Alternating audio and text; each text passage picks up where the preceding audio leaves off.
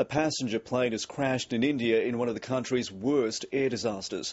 The Air India Express flight carrying more than 160 people was heading from Dubai to the southern Indian city of Mangalore. It overshot the runway as it landed and crashed into a valley.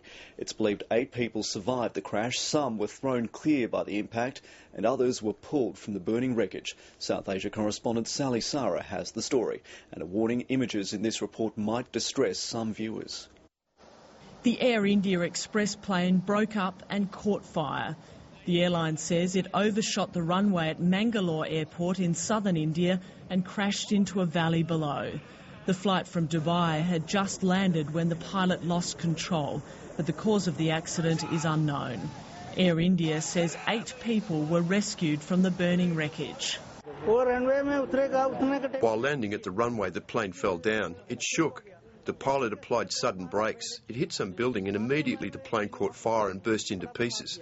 I fell out when the sudden brakes were applied.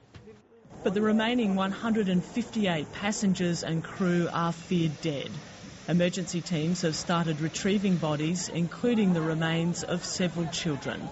But the steep terrain and thick vegetation have slowed the recovery effort.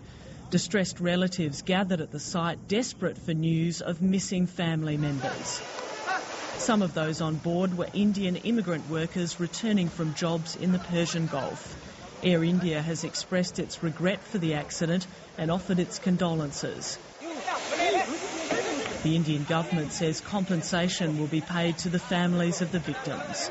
The accident is India's worst plane crash in more than a decade. Sally Sara, ABC News, New Delhi.